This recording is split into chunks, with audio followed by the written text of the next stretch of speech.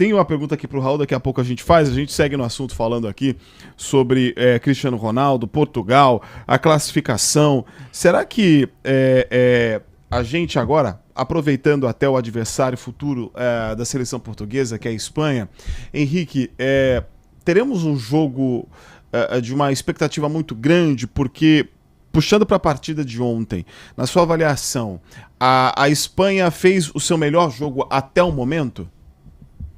Diria que sim. Tirando aquele placar contra a Arábia Saudita na fase de grupo, que, assim, não dá para tirar muito parâmetro da Arábia Saudita, eu acho que a Espanha finalmente chegou na Copa.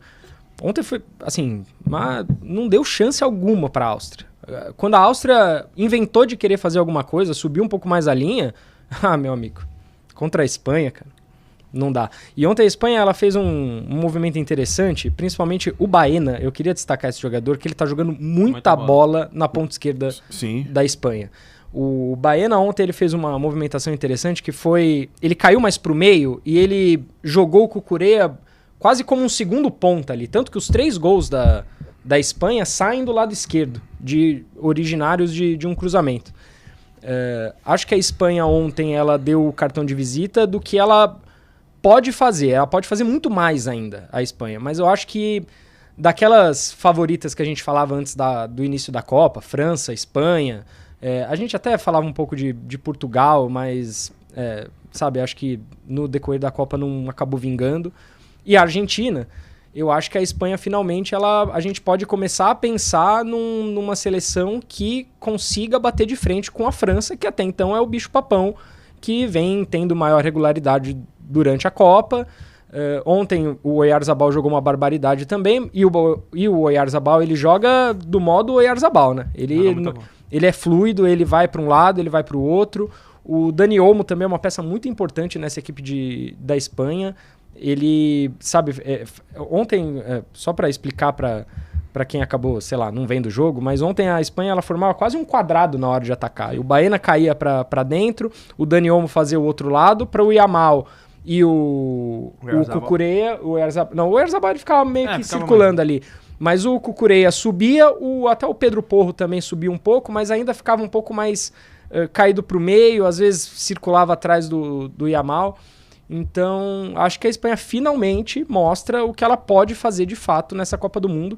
E principalmente depois daquela partida horrorosa que fez contra o Uruguai, que, assim, ali... Nojento. Foi uma tristeza. Mas também contra o Uruguai também tinha cara de jogo feio.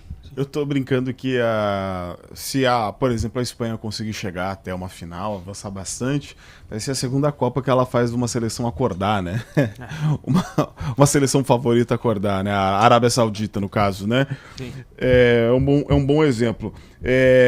Bem, aqui a gente tem alguns comentários de política, gente. Acho que vocês estão no perfil errado aqui, né? No chat errado, tudo bem? Raul, a gente, nesse jogo contra a Áustria, qual que você avalia que seja a principal arma da seleção espanhola para poder avançar nas competições? E se, pelo menos eu tive a impressão de que o Yamal foi uma figura fundamental no jogo, apesar de não ter marcado, se finalmente a gente consegue equiparar a seleção espanhola no quesito elenco, como a gente tanto fala da seleção francesa?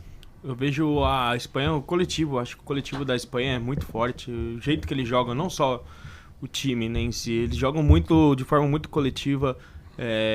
Não tem tipo, claro, tem um Yamal ali, mas ele não é o cara que a bola não vai toda hora nele. Eles também jogam pela esquerda, pelo Baena, como vocês falaram.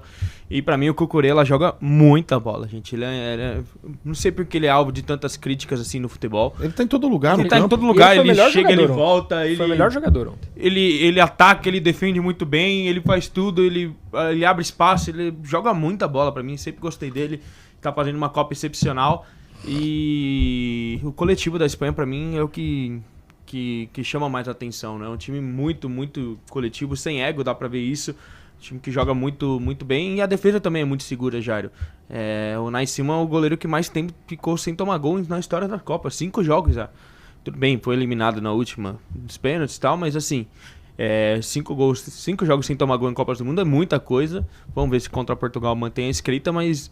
Isso também chama a atenção. E eu acho que assim, o Lamine, A gente vê, claro, ele é muito diferenciado, ele é muito craque, mas a Copa dele ainda não é a Copa que a gente se esperava tanto dele. Eu acho que esse estirão de altura dele atrapalha um pouco o futebol dele, que a gente viu com 16 anos. Claro, ele pode decidir a qualquer momento, mas ainda assim eu vejo a França como um time melhor, um time mais preparado, um time mais competitivo do que a Espanha. Só que se rolar essa semifinal aí, tem tudo para ser um grande jogo. Tem tudo não, né? Será um grande jogo.